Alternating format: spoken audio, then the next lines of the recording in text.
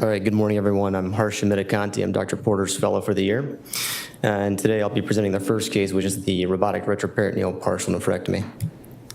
So patient TJ is a 66-year-old lady who presented to us with a 2.5 centimeter right-sided renal tumor that was found incidentally on a workup done for vaginal bleeding. Review systems was negative. She's pretty healthy, did have a DVT last year, was treated with 6 months of anticoagulation, which she's off now. And this occurred after a left knee surgery. Family history is non-contributory, social history is negative. She works as a nurse, no medications, and her exam is normal. So her CT scans here, axial scan going from cranial caudal direction. See the right kidney come into view. And there's the mass there. You can see it posteriorly located, about 2.5 centimeters in size. Partially exophytic, pretty amenable to a retroperitoneal approach.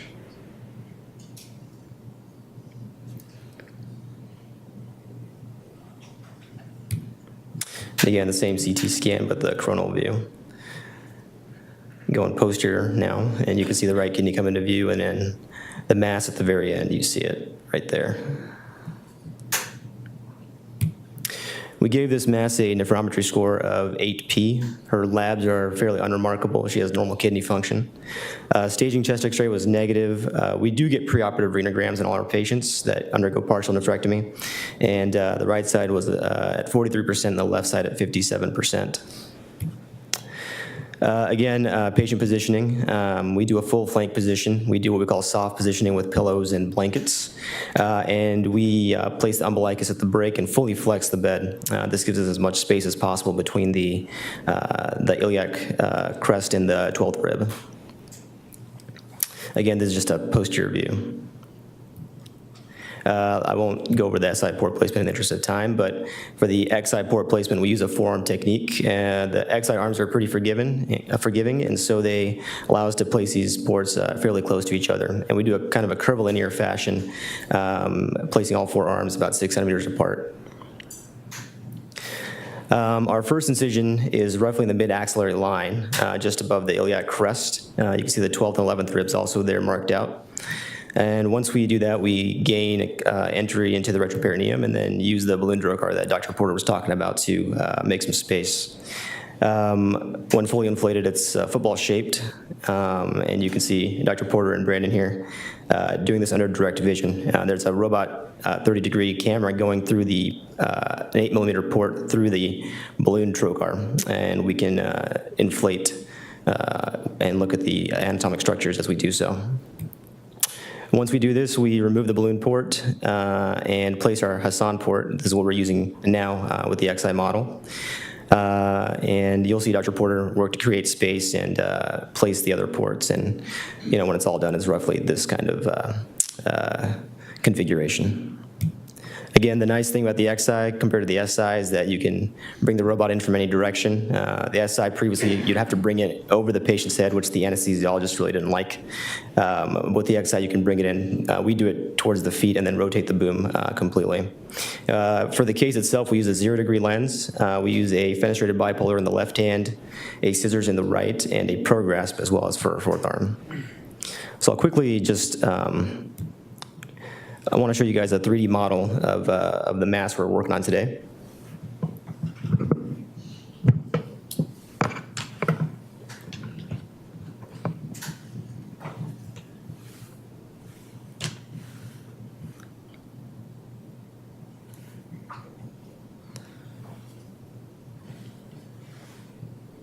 Well, hopefully it pops up.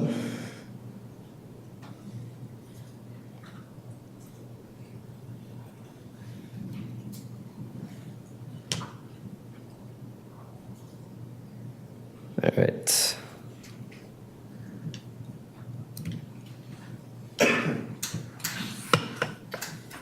Isn't working?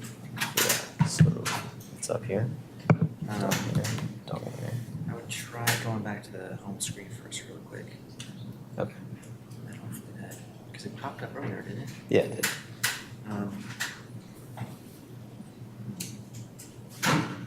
Let's try this.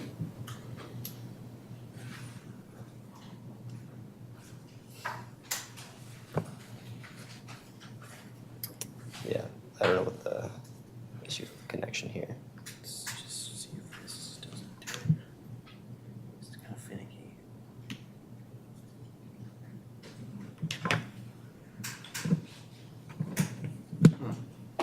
Oh wait, there it goes. Okay, great. Okay, great. So this is a model that's created by a company called Zebra. They're based out of San Francisco, and they rendered 3D models based on CT and MRI imaging. And so we've actually used their models for a large number of our partial nephrectomies, and they're helpful, especially for the more complex tumors. So you can see the model here with the kidney, the vessels, and the surrounding structures, and we can hide some of these structures we're not very interested in. So take the liver, the gallbladder, and the bone away. And you can see here the aorta, the vena cava, the main renal artery, the main renal vein, and the kidney. And if you rotate it, you can kind of see where the tumor is located. In a posterior, along the posterior part of the kidney, superiorly located, it's partially exophytic. And the nice thing, I think, that Dr. Boz was talking about, if you want to do selective clamping, you can take a really good close look at the vessels here. So there's the main renal vein there. You can see the artery from the back here. And so you can kind of decide how to approach your clamping as well as how to approach these tumors. And you can see there's an extra vein there kind of going back to the back of the kidney. So there's two renal veins there. And furthermore, you can assess the depth of the tumor. So for, this is pretty exophytic, but for deeper tumors, you can see if they're entering the collecting system or the sinus fat and really map out your approach to retroperitoneal or transperitoneal kidney surgery. So when we're in the retroperitoneal configuration, it'll roughly be something like this.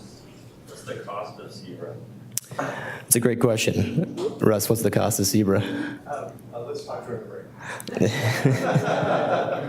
Apparently not free. All right. Well, with that, we'll cut over to Dr. Porter for the surgery. So, what is the artery branch behind the cava, or? So not exactly behind the cava, but it's on the lateral border of it.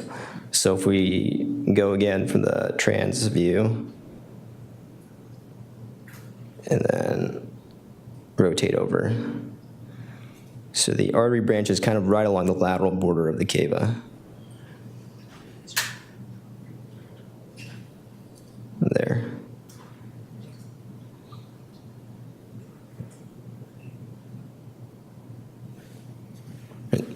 Great. We'll cut over to Dr. Porter now. Thank you. Doing all that, just put your face on the screen. Yeah, so this is for my iPhone. And so as Dr. Porter was saying, you can use a mobile device like an iPhone or an iPad.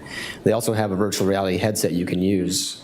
So yeah, this is all with my finger, and it's pretty intuitive. You can turn it any direction you want. You can zoom in, you can zoom out. You can move the model to the left or the right, up or down. And it's actually, when you put on the headset, it's actually pretty cool because you don't have to manipulate it with your hands. You can just look one way or the other. You can zoom in and out, and you can see exactly, where the tumor is, where the kidney is, what the venous and arterial structures look like leading up to the mass in the kidney. So I think it was actually pretty helpful for some of our harder partial nephrectomies, especially the completely endophytic, kind of centrally located tumors. So just something to kind of add to your arsenal when you approach these cases.